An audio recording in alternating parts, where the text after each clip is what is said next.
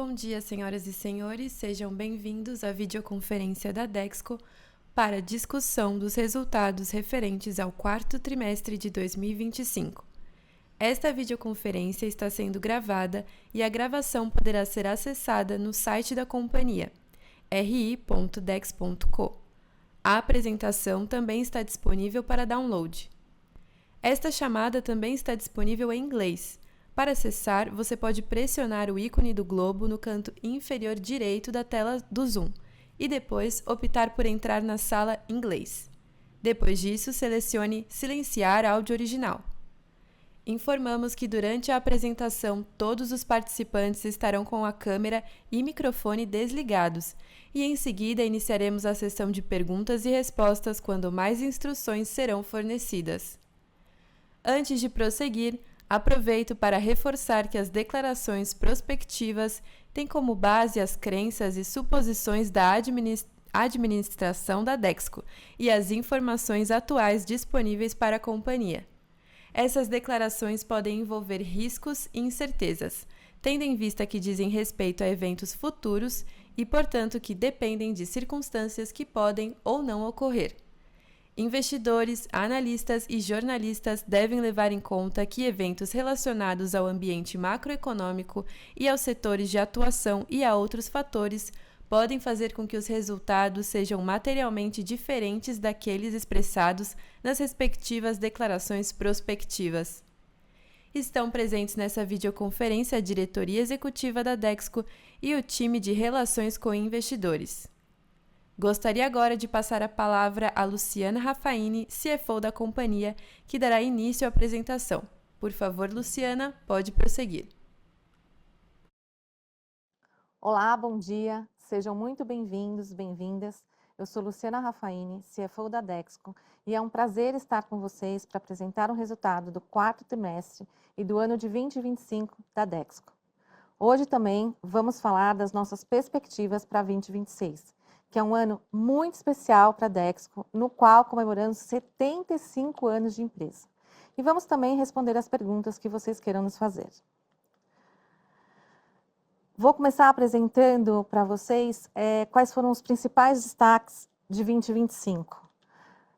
Começando com a Dexco entrega um faturamento líquido no ano de 2025 de 8.249 milhões, com o EBITDA ajustado recorrente pro forma de 1.650 milhões de reais.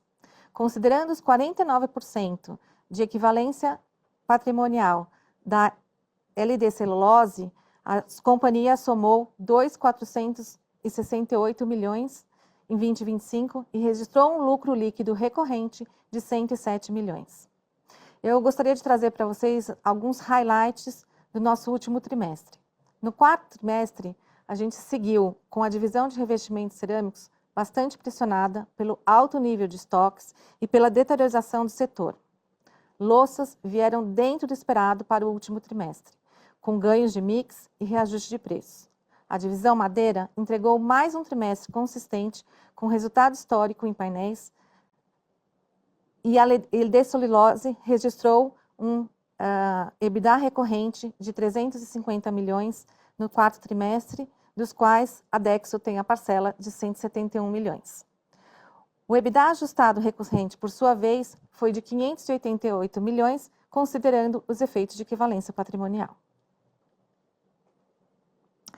Passando para o fluxo de caixa, o ano de 2025 foi marcado pela maior necessidade de capital de giro, principalmente pelo aumento do volume de estoque em metais para a melhora de serviços aos clientes.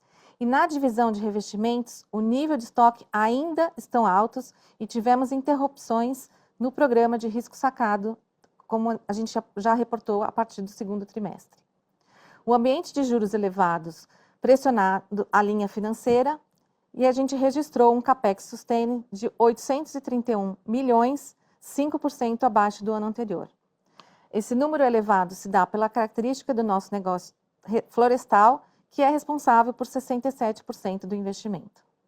Nosso cash flow sustain fechou positivo em 191 milhões de reais, acumulado no ano de 2025, sendo 136 milhões geração positiva no quarto trimestre. Por fim, é importante reforçar que estamos no final, já encerramos o nosso ciclo de investimento de 21 a 25, ele se dá por concluído, e aí a gente mostra aí uma redução já anual menor de 23%. Com todos esses moving parts, o ano de 2025 apresenta um consumo de caixa de 382 milhões e com 18% de capital de giro sobre receita líquida. A geração de caixa é nossa prioridade para o ano de 2026.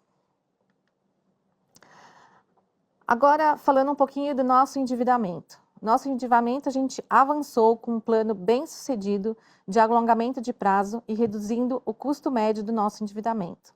Desta forma, eliminamos a necessidade de captação até o final de 2029, gerando muita liquidez. Nosso programa de amortização de dívida apresenta 8% no curto prazo e 92% no longo prazo, nos deixando também bastante confortável. Nossa dívida líquida atualmente fecha em 5.519 milhões e está com um custo médio de 104,9% de CDI, mostrando uma queda de 2,7 pontos comparado com setembro de 2025. Nosso prazo médio também foi alongado de 4 para 5,4 anos. Com relação à alavancagem, tivemos um recuo de 13 bips em relação ao trimestre anterior, sinalizando o início de uma agenda mais forte de redução de dívida. Com isso, a gente encerra o ano com alavancagem de 3,35 dívida líquida e EBITDA. Considerando o evento subsequente de 5 de janeiro, nossa alavancagem passa a ser de 3,22 dívida líquida e EBITDA, seguindo em nossa agenda prioritária de desalavancagem financeira. Agora, a gente vai entrar um pouquinho para falar sobre revestimentos cerâmicos, contextualizando o primeiro ambiente setorial e depois o nosso resultado. O setor de revestimentos cerâmicos apresentou um mercado estagnado, fragmentado e sobrecapacidade e com forte pressão de preços, o que tem causado perda de performance geral da indústria. O setor trabalha hoje com 72% da utilização da capacidade instalada, de acordo com a Anfacer. Com relação ao mercado total de via úmida em 25, observa-se que o volume da indústria de revestimentos cerâmicos está estável desde 2023, mantendo o volume de 230 milhões de metros quadrados por ano. Contudo, comparado com o ano de 2021 após pandemia, o mercado apresenta retração de 22% do volume, apontando uma recuperação corrida ainda neste ano, gradual e insuficiente para a normalização dos estoques e ociosidade produtiva da cadeia. Nosso resultado da divisão de revestimentos foi impactado por um ambiente competitivo, encerrando o ano com 67% da utilização da nossa capacidade.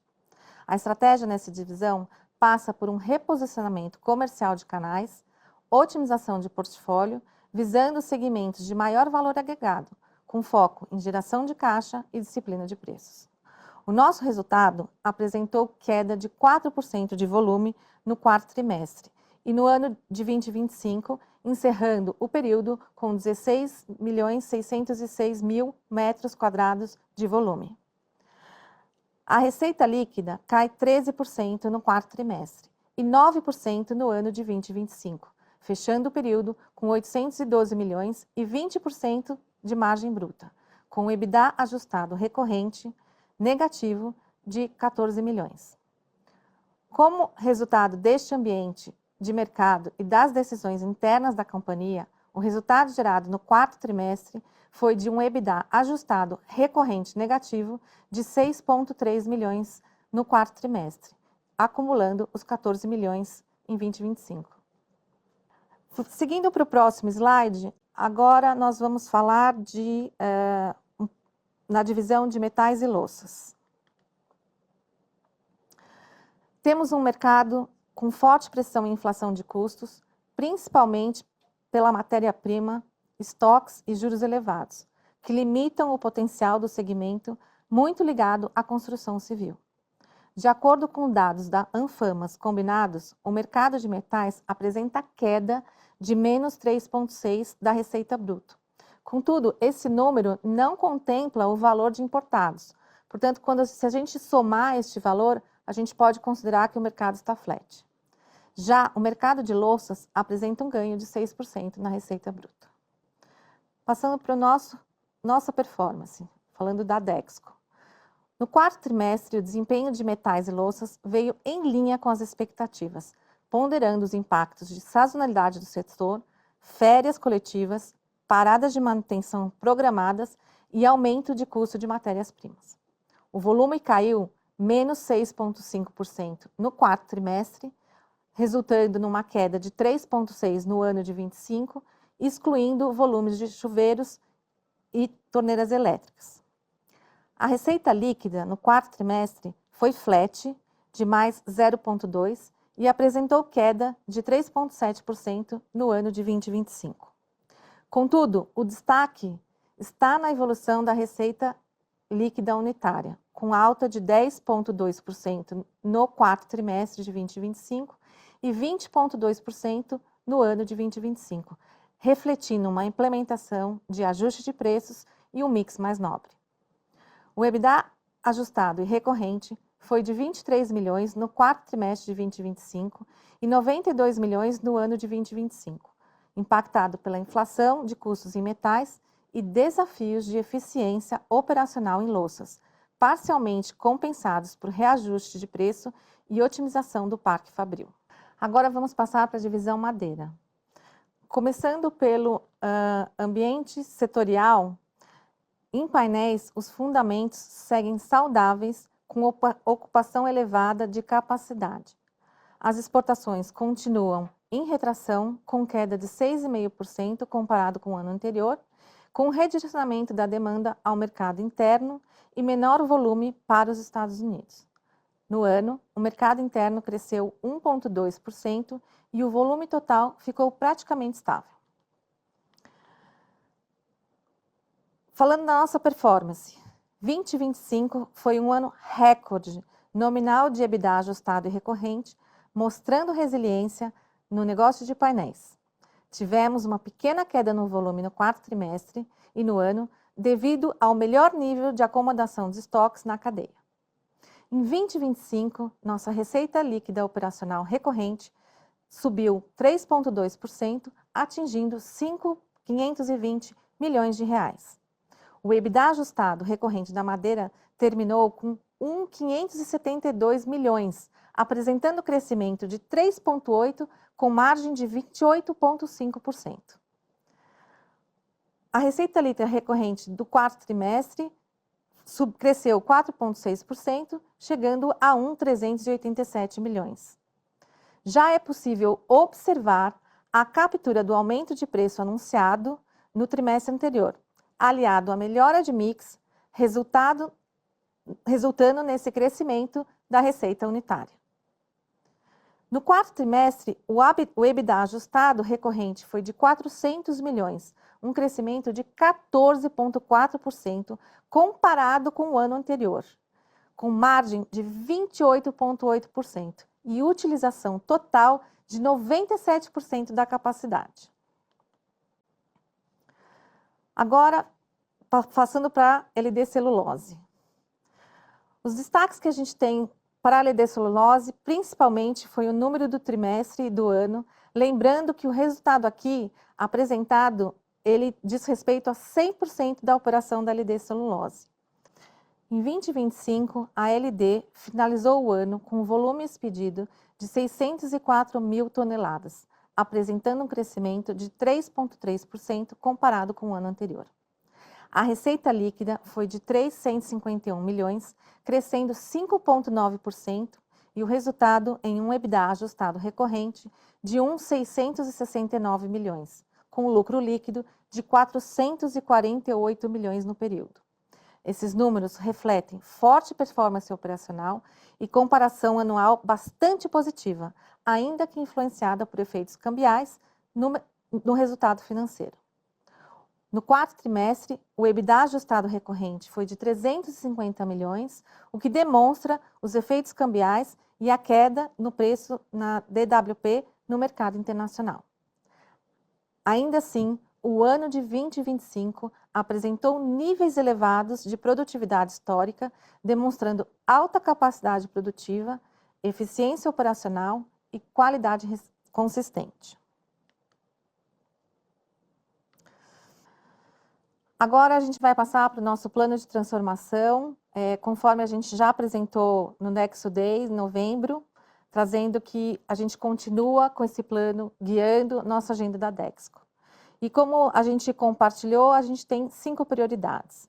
Eu vou começar falando pela desalavancagem financeira, que é nossa prioridade máxima. No caso de desalavancagem financeira, a gente fez emissões de debêntures e CPRs que auxiliaram na nossa liquidez. Tivemos operações recentes de monetização de terras e ativos florestais e também vendemos ativos não operacionais que somaram no caixa 115 milhões até o fechamento de dezembro.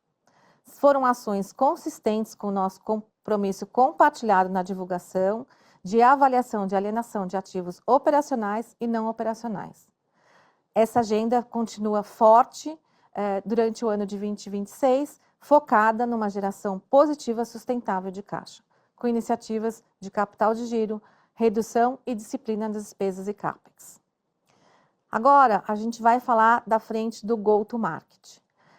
No Go-to-Market, a gente redesenhou nossa estratégia de atendimento de canais e segmentos prioritários, atingindo 7 pontos em share no segmento médio luxo e metais e 1 ponto de market share em louças. Em paralelo, a gente buscou maior ROI de vendas com repasses de preços significativos em metais e louças. No caso de metais, tem até alguns produtos que a gente fez duplo dígito, mitigando efeitos inflacionários e rentabilizando nossos investimentos de mercado com ajuste no nosso quadro de promotores e investimentos de trades. Além disso, em 2025, a gente abriu 12 lojas da Casa Dexco e reforçamos nossos relacionamentos com canais especializados. Em 2026, o nosso foco será acelerar o crescimento com nova governança de vendas, modelo de atendimento e execução de oportunidades de preços. Também vamos priorizar a consolidação da nossa presença em canais estratégicos, com portfólio forte e programa de relacionamento atrativo, que impulsionam nossas marcas rentável. Quando a gente passa para a alavanca de turnaround, é sem dúvida também o nosso maior desafio.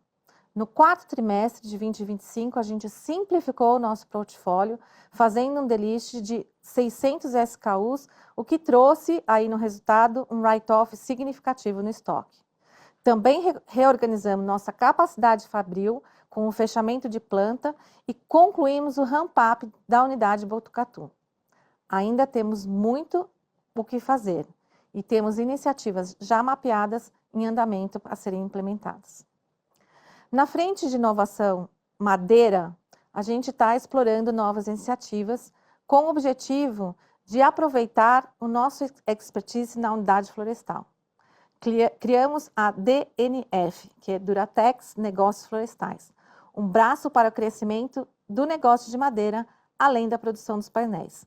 São novas avenidas estratégicas de crescimento que incluem o trade de madeira, a rentabilização de resíduos florestais com cavaco, a expansão florestal, além de iniciativas estruturadas conectadas à nossa agenda de desalavancagem, com captações lastreadas em terras e florestas. Na nossa última alavanca de competitividade, tanto em metais e em louça, em metais tivemos a recuperação de market share através da melhoria do nosso portfólio, competitividade e de nível de serviços relevantes no que nos permitiram expandir em relação aos principais concorrentes e garantir maior flexibilidade de fornecimento nacional e externo. Em louça, podemos destacar a incorporação de savings relevantes de iniciativas industriais que vem contribuindo para a melhor performance de rentabilidade operacional. Nisso, se inclui a otimização do Parque Fabril, com o fechamento de fábricas das louças Paraíba e a automação de louças em Jundiaí, entregando melhora na margem EBITDA recorrente de 8 pontos comparado com o primeiro semestre de 2025. Nossa estratégia é robusta e consistente. Por isso, a companhia está focada na execução com excelência destes projetos. Passando um pouco para vocês também a perspectiva que a gente tem para o ano de 2026.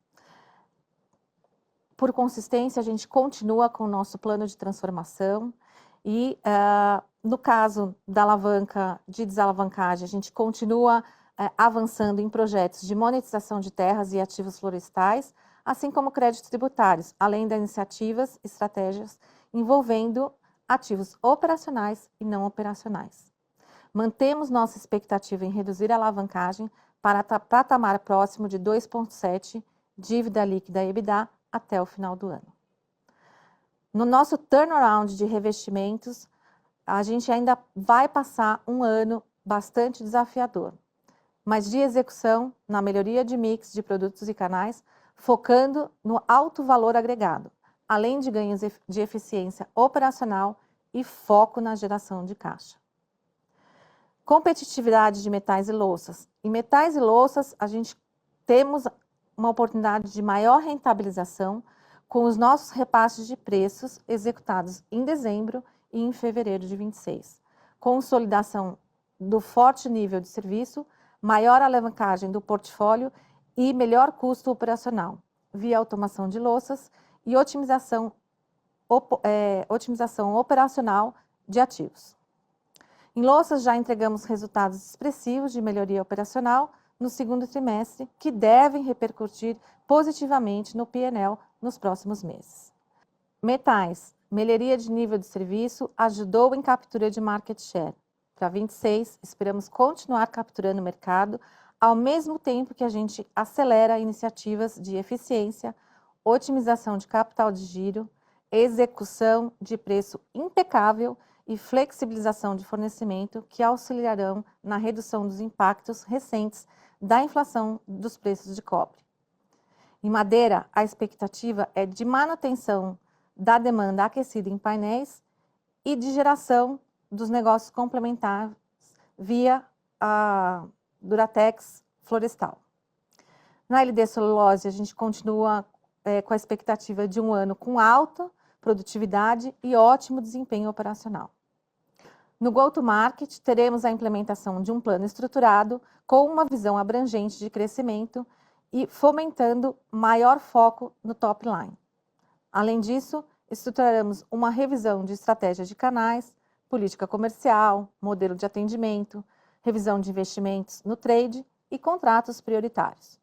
Além de continuar na busca de simplificação do portfólio e além da gente estar utilizando mais tecnologia para a nossa gestão de performance e execução de vendas com oportunidades de RGM. Além do crescimento gradual das lojas Casa Dexco no modelo de franquias. Com isso, encerramos nossa apresentação e estamos à disposição seguindo para o nosso Q&A. Obrigada. Iniciaremos agora a sessão de perguntas e respostas para investidores e analistas. Caso deseje fazer alguma pergunta, por favor pressione o botão levantar a mão. Se a sua pergunta for respondida, você pode sair da fila clicando sobre abaixar a mão.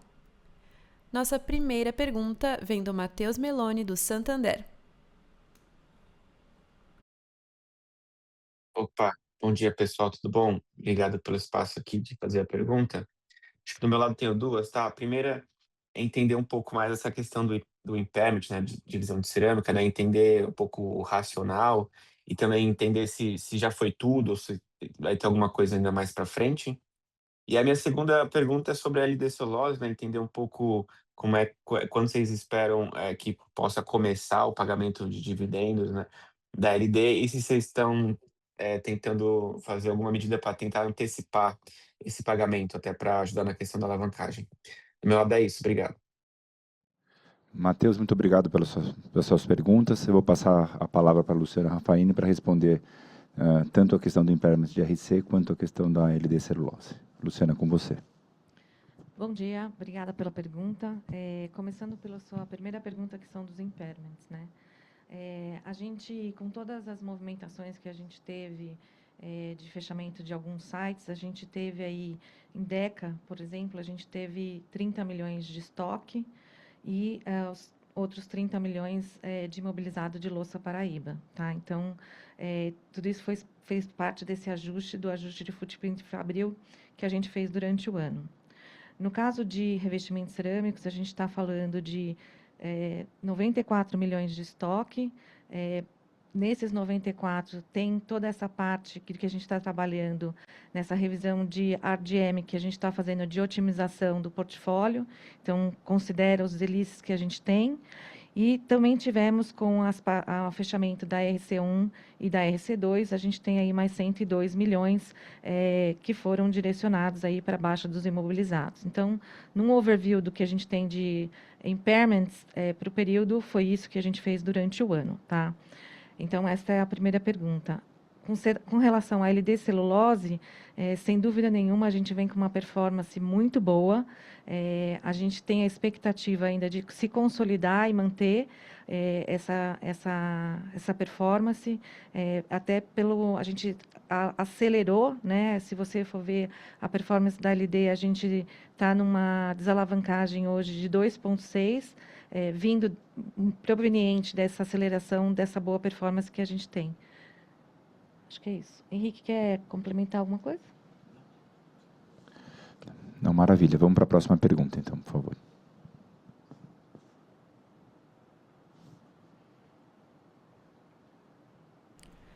Nossa próxima pergunta vem de Matheus Moreira, do Bradesco. Bom dia, pessoal. Obrigado por pegarem minhas perguntas. Duas perguntas aqui do meu lado. Acho que a primeira sobre DECA, que acho que foi a divisão que mais chamou atenção nesse trimestre, né, com resultado bem abaixo do que a gente esperava. Eu entendo que a empresa esteja ajustando a estratégia para um mix de maior valor agregado, né, o que até ajudou na realização de preço, mas o custo veio bem mais alto.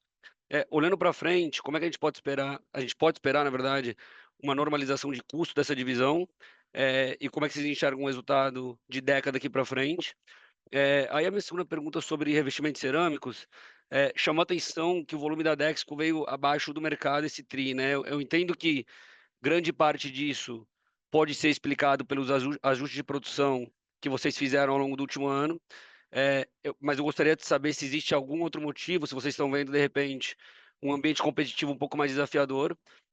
E ainda sobre cerâmicos, se puderem comentar um pouco sobre como enxergam nível de margem daqui para frente, né? Assim, com o Botucatu entrando e algumas plantas menos competitivas saindo, será que a gente pode esperar, de repente, uma melhora de margem nos próximos trimestres? E desculpa, só fazer um follow-up na pergunta anterior do Matheus, sobre dividendo da LD Celulose. Eu vi que vocês receberam cerca de 70 milhões de reais de dividendo da LD nesse último tri. Eu gostaria de saber se existe a flexibilidade para, de repente, adiantar esse pagamento para 26, né, porque esse é o pagamento que vai ser feito ao longo dos próximos 2 anos, e como vocês enxergam esse nível de dividendos daqui para frente. Obrigado. Obrigado, Matheus. Eu vou passar primeiro para a Luciana para ela responder sobre a LD, só lembrando que esse foi uma declaração de dividendos a pagar da Dexco nos próximos anos, tá? Referente ao resultado de 2025, a nossa participação no lucro gerou esses dividendos. A Luciana vai explicar um pouco melhor. Na sequência, a Luciana vai passar a palavra para o Raul, que vai responder tanto a pergunta de DECA quanto a pergunta de revestimento, que ele era o VP financeiro, o VP da divisão de acabamentos na época aqui também de 2025. Bom, obrigada pela pergunta. Com relação aos dividendos, atualmente o que a gente tem no planejamento, de acordo com, inclusive, as obrigações que a gente tem atreladas com as nossas dívidas e o nosso bonde, é que a gente tem o potencial de fazer, destravar no ano de 2026, 5 milhões de dólares de dividendos, conforme está projetado. Óbvio que a gente está com esse potencial grande que a LD vem trazendo, né, a gente está estudando aí alternativas para verificar se existe a viabilização da gente fazer diferente e antecipar esses dividendos, mas ainda é muito prematuro para a gente falar. Bom, Matheus, obrigado pela pergunta. Falando um pouquinho de metais, né, para começar, metais é uma divisão que sofreu muito com o tema de custos, né, no final do ano. Acho que todos vocês acompanharam, né, a escalada do preço do cobre que aconteceu aí a partir do final do terceiro tri, né, e aí repasses de preço nesse segmento sempre tomam algum tempo, né? Então a gente ajustou o preço, mas não veio na mesma velocidade que a gente viu, né, os impactos de aumento de preço. Somado-se a isso, né, como a Luciana falou na abertura, a gente também fez parada de fábrica, né, todo esse reajuste de produção que a gente vem passando com a inserção de novos produtos, novas linhas de produto, né, complemento de portfólio, deram uma desotimizada no nosso sistema produtivo, né. Com isso, a gente também teve impacto de custo que já estão plenamente ajustados para esse ano. Importante dizer que o cobre continuou subindo no quarto tri, então a gente também fez um novo aumento de preço já no primeiro tri de 26 e já começa a capturar a partir do final desse primeiro trimestre. Então, bem direto no ponto que você colocou, a gente sim fez os ajustes de custo que a gente precisava fazer para chegar lá em metais. Em louças, a gente vem muito consistente e alinhado com o que a gente vinha falando que ia fazer. A melhora de competitividade, melhora de custos, de qualidade, a gente vem de forma acelerada, principalmente pós-fechamento de Paraíba, né? E aí também tem ramp-up, né? Quando você tira um produto de uma unidade e leva para outra, né? O processo produtivo de louças é muito mais complexo para que isso se ajuste. Então houve sim uma curva de aprendizado e a gente fecha o ano nos melhores índices históricos de produtividade e custo de produção de louças. A gente fez também um aumento nas principais categorias de louça e com algum lag o resto do mercado tem também acompanhado esse aumento de preço. Então a gente vai ver em 26 margens muito mais saudáveis em louças e muito mais saudáveis em metais, né? Então a gente segue sem interrupções ou sem grandes mudanças de rumo, ou virtualmente nenhuma mudança de rumo no que a gente tinha planejado para essa divisão de acabamentos, né? Virando agora para revestimentos cerâmicos, né? A gente sim perdeu bastante volume, isso foi desenhado dentro da nossa estratégia, né?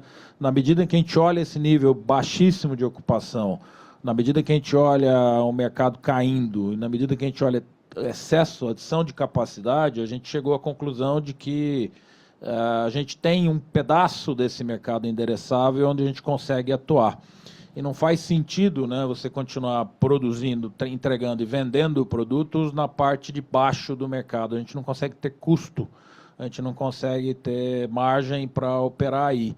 Então, ao sair desse segmento mais baixo de venda, a gente causou um efeito muito claro aqui de desotimização, baixa ocupação de fábrica, que a gente fez, né, um ajuste no final do ano, né, fez um novo ajuste de capacidade agora, ainda que temporário, né, e ao fazer isso a gente começa a ter custos melhores e começa também a poder vender menos volume numa margem melhor. Então, o jogo aqui em revestimento é alavancar todo o espaço que a gente tem na loja especializada, todo o espaço que a gente fez no trabalho de go-to-market, com uma capacidade menor e alavancando as marcas que a gente tem que são líderes de mercado. Então, de fato, a perspectiva aqui, como a Luciana bem falou na abertura, esse é um processo que passa, né, ultrapassa só 2026, mas certamente a gente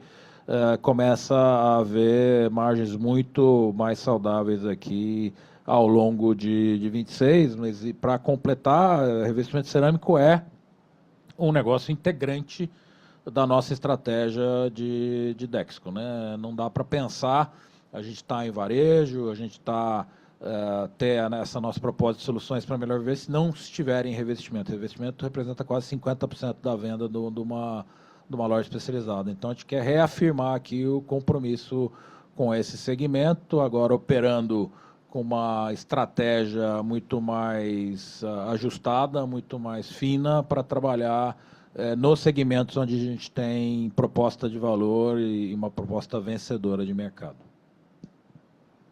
Perfeito, Raul, super claro. Obrigado. Obrigado. Nossa próxima pergunta vem do Ricardo Monegaglia, do Safra.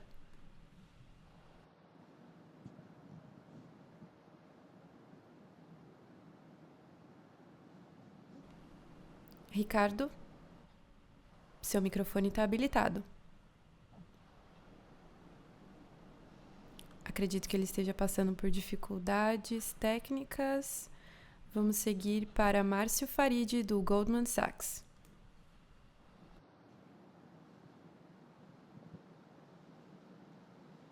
Oi, pessoal. Bom dia. Obrigado pela oportunidade. Alguns pontos aqui do meu lado. Acho que o Irã é um importante fornecedor de ureia, né? Então, eu queria entender para vocês aí o que vocês têm visto de impacto inicial, de alternativas, de preço, e como que vocês podem tentar compensar um eventual aumento de custo, né?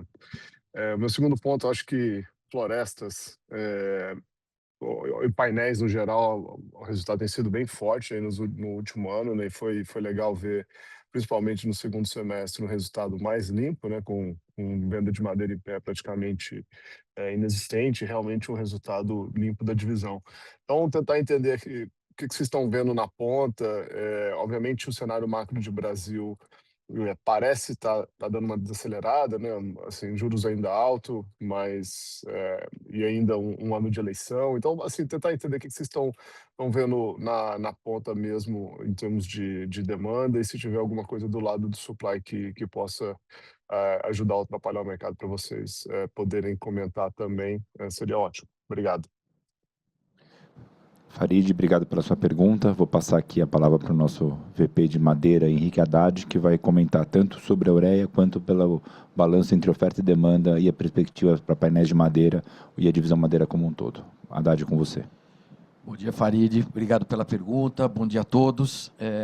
Pessoal, é o seguinte, com relação à ureia, primeiro, apesar do Irã realmente ser um player importante no mercado de ureia, as duas principais variáveis que a gente tem que acompanhar é o consumo da Índia e o fornecimento eventual da China.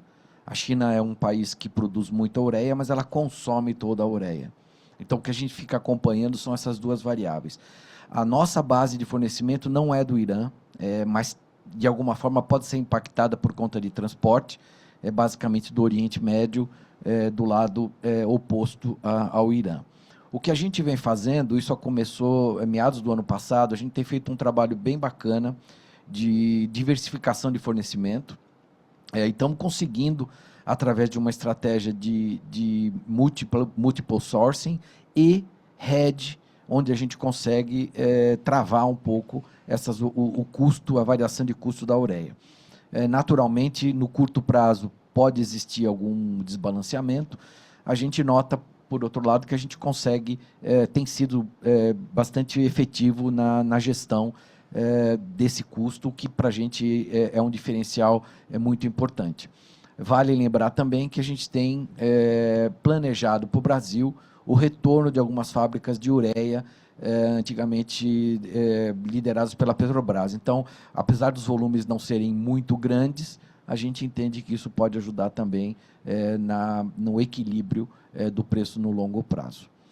Com relação a mercado de painéis e de florestas, eu acho que a Luciana mencionou um ponto relevante. A gente está muito feliz por conta da operação de painéis ter conseguido se estabelecer num patamar bastante positivo. Hoje, tanto volume quanto rentabilidade, a gente está chegando muito perto, ou se não, passando em alguns segmentos o resultado da pandemia, que foi um momento especial aí, em termos de mercado. A gente nota que talvez um dos principais fatores para o equilíbrio do mercado efetivamente uma certa estabilidade na oferta. né? Quem acompanha o nosso mercado há mais tempo, lembra do tempo onde a gente tinha, de fato, uma quantidade gigantesca de nova capacidade sendo colocada no mercado, o que não parece mais ser realidade. Existem dois fatores para a gente ter em conta e racionalizar essa questão. Uma é que o investimento para uma unidade fabril, ele continua aumentando cada vez mais por conta da dinâmica global, mas, além de tudo, hoje você tem uma pressão na disponibilidade de madeira. Então, não é trivial para alguém estabelecer capacidade nova se não tiver uma base florestal pré-definida. O que a gente nota é que o mercado de madeira, de painéis de madeira, tem sido bastante estável. Ele flutua, sim, mas numa proporção muito menor. A gente vê, considerando que tem uma estabilidade de oferta, uma perspectiva positiva. Como é que a gente lê essa perspectiva positiva? Nenhuma movimentação muito grande, né? Uma ligeira evolução do mercado, sem grandes picos e sem grandes vales. Obrigado, Haddad. Posso fazer um questionamento talvez mais estratégico aqui também, aproveitando a presença de todo mundo? Quando vocês olham o portfólio de vocês hoje, tem algum, vocês se questionam se algum ajuste um pouco mais agressivo tem que ser feito? Obviamente, acho que o exemplo que a gente tem é de chuveiros, né, que por muito tempo foi uma operação com rentabilidade questionável, até que vocês tiraram da base, né?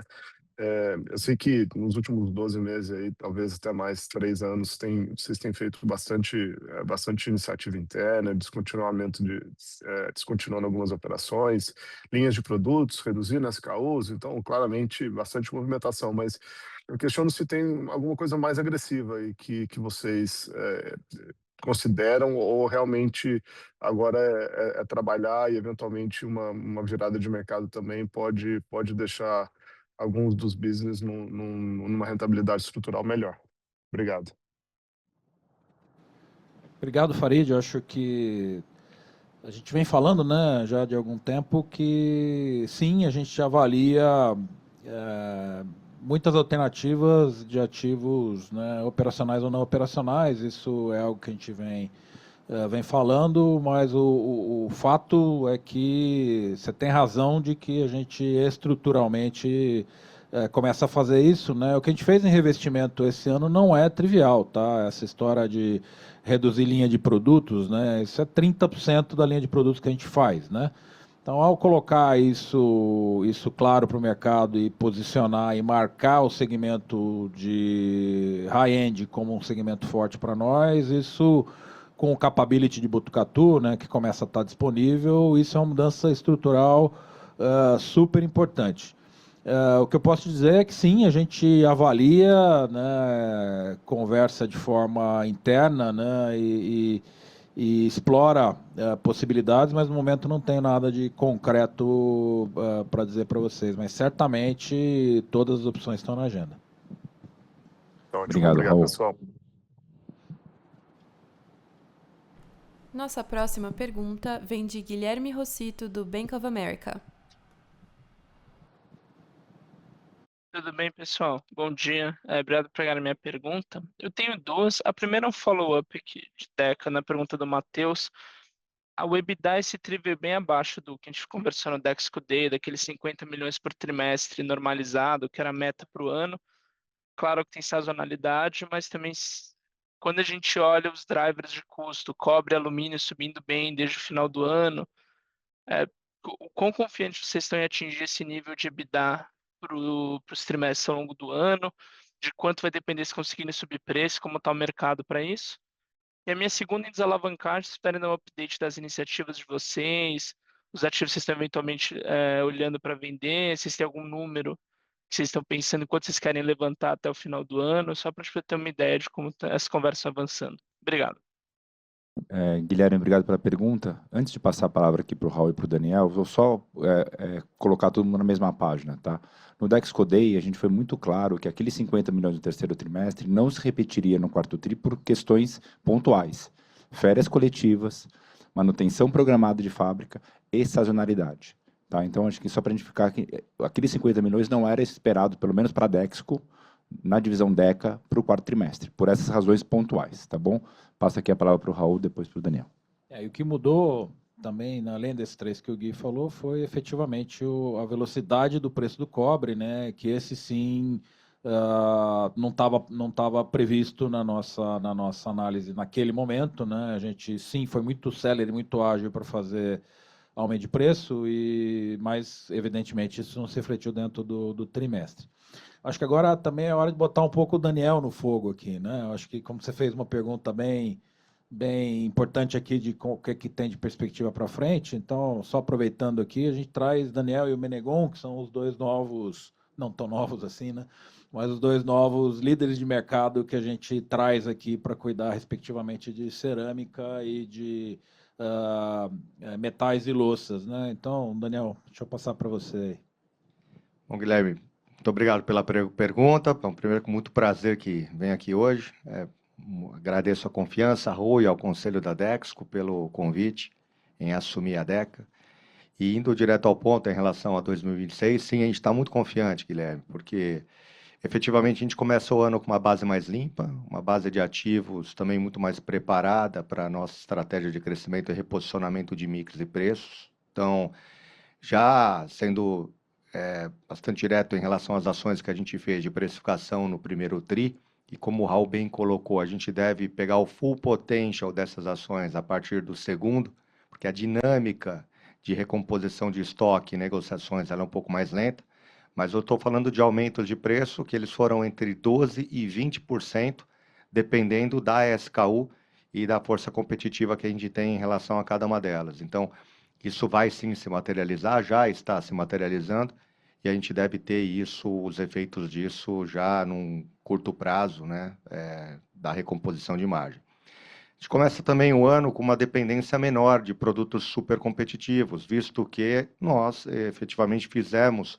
toda uma revisão do footprint industrial, através do fechamento de uma planta. Então, a gente tem um efeito orgânico de ganho de mix em louças também. Tá? Além do que, né, conforme a Luciana já citou, teve um delist também de metais que foi feito, com todo um reposicionamento de portfólio que a gente acredita que representa bem aquilo que a DECA se dispõe a ser. E esse mix, ele é efetivamente um mix mais criador de valor, mas efetivamente quando a gente faz esses movimentos, você tem um impacto negativo no passado. Mas 2026 a gente começa com uma casa limpa e uma base mais sólida para capturar o valor das iniciativas implementadas.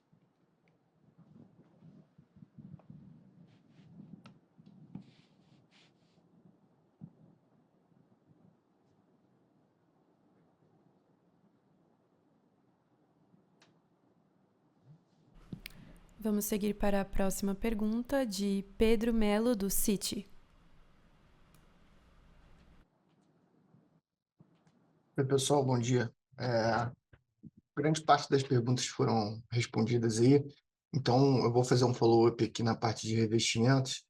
Eu queria entender o grau de confiança de vocês da recuperação dessa vertical no médio prazo, talvez em 2027, diante das medidas que vocês estão aplicando, né, e diante também da possível queda de juros aí após o período eleitoral. Então, entender o que poderia ser o resultado aí de revestimento um pouco mais no médio prazo, se a gente já conseguiria, talvez, em 27, chegar a essa recuperação, dado que esse ano é um pouco mais desafiador. Se puderem dar um pouco mais de detalhes aí. Pedro, obrigado pela pergunta. Vou passar a palavra aqui para o Raul, para ele fazer essa resposta. Raul, com você. Obrigado, Pedro. Eu acho que a gente tem tentado dar essa clareza para vocês, né, que desde a entrada da Dexco nesse segmento, os fundamentos de mercado mudaram drasticamente, né, e com isso veio também a nossa aumento de capacidade, né, a entrada em Botucatu, né, todo o nosso processo de fortalecimento das nossas marcas, o próprio varejo, né, a Casa Dexco, né, que é um grande elemento, a nossa aproximação com o mercado a nossa reaproximação com o mercado de lojas especializadas, né. Então, isso faz com que, de fato, né, ajuste, né, da gente ir para uma linha de produtos mais rentável, né, e de fato desbloqueando todo o potencial que a gente construiu, né, com a Botucatu, e também a possibilidade de operar, né, com linhas mais eficientes, né, que vão trazer um ganho de custo, mas que dependem também de fábrica cheia, né? Então, essa equação entre ocupar o espaço no segmento de mais luxo e de valor agregado, ao mesmo tempo que a gente vai garantindo o nível de ocupação de fábrica, toma um certo tempo, né? Importante dizer também que como nós, né, o impacto do juro alto também fez com que o varejista tivesse um olho muito relevante na sua própria gestão de capital de giro, né? Então, a gente vê um descasamento, né? Quando vocês olham o valor ali estável de volume, né? Desde 22 para cá, né? Sem crescimento, quase 25% abaixo do que foi na pandemia, né? Não é que o mercado desapareceu, né? É porque também tem um efeito de estoques na cadeia que vão sendo ajustados. Então, a gente tem visto os varejistas ajustando o seu estoque. Como o nosso nível de serviço é muito bom, dá para que ele trabalhe com muito menos estoque. Então, nesse sentido, o ano de 25 e o ano de 26 ainda tem uma última perna desse processo de ajuste de estoque na cadeia. Tem também esse nosso finalização do ajuste, né? Você imagina o que é reduzir 30% do seu portfólio, né? Reajustar isso, vender esse produto, porque em nenhum momento nós estamos falando em jogar fora, né? Estamos falando também em vender, reposicionar esse produto de forma que não contamine os mercados premium, né? Então, a gente sim caminha para que em 26 a gente consolide esse processo de mudança, e em 27 a gente possa mirar um duplo dígito aí de margem em revestimento cerâmico.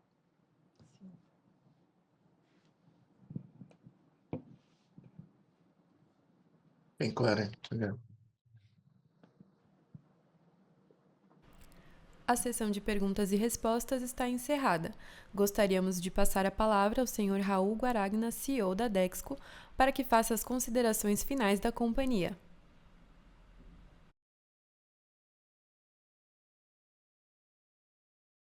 Bom, obrigado a todos aí. A gente entra, como a Luciana falou, num ano muito importante para a Dexco, né? A Dexco faz 75 anos agora, nesse mês de março, né? Exemplo de Itaú, que fez 100 anos, Itaúsa com 50 anos, é muito da nossa característica do grupo, essa visão de longo prazo aqui, de crença nos mercados no Brasil, né? Com esse espírito que a Dexco entra nessa data importante, né? Espírito de visão de longo prazo, né?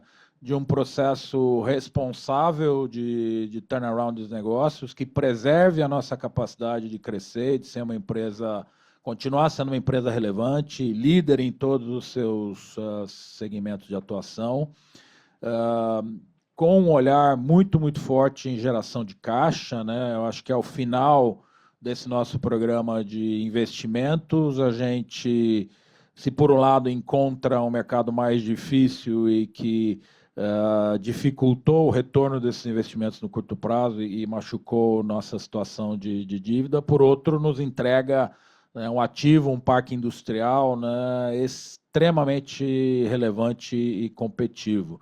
Então, esse é o olhar que a gente está dando, apesar de muito mais difícil, penoso e demorado do que o que a gente tinha imaginado no começo, em função de tantos moving parts, o Farid comentou, né? Muita coisa mudando, muita coisa andando. A gente, então, se encontra num momento de muito foco, né, do olhar em redução de alavancagem. Eu acho que esse é algo que a gente vai fazer de forma diligente, robusta e consistente ao longo do ano. Desse olhar no caixa, né? A gente precisa voltar a gerar caixa de forma consistente e previsível. Então, esse é um segundo elemento. E de um grande fortalecimento da nossa cultura, do nosso modo de agir, do nosso jeito de ser e fazer, né? E com uma estrutura renovada. Então, além das pessoas que estão aqui, a gente tem a Glízia no RH, a Marina, a Elisa, a Jordana, né? Um time muito forte, A volta para olhar revestimento com o foco que a gente olhava no passado e que Ceusa e Portinari, né, Secris olhavam no passado, certamente nos dá um olhar muito mais granular, né, muito mais independente, sem perder o fio condutor aí que a gente tem dessas soluções para melhor viver, de estar na casa das pessoas, nos principais produtos de acabamento, né, desde o piso vinílico, cerâmico, laminado, o cimentício, né, até os metais, até as louças, até os armários e revestimentos de parede de madeira, né? Então, acho que esse é o elemento. É um ano também que prova o acerto da nossa estratégia com a LD Celulose, que vem performando melhor do que a gente imaginava, com produção lá em cima, com resiliência de preço. Acho que essa é uma outra divisão importante, mas vai ser um ano de muito foco, né? Muito olhar responsável de alocação de capital e de geração de caixa, e a gente começa 26 fortalecido e com uma grande confiança de que a gente entrega resultados aí muito alinhados nessa nossa estratégia de retomar o posicionamento que a gente sempre teve. Então, obrigado a todos aí, um prazer poder ter dividido esse resultado aí de 2025 com vocês. E seguimos à disposição. A videoconferência da Dexco está encerrada.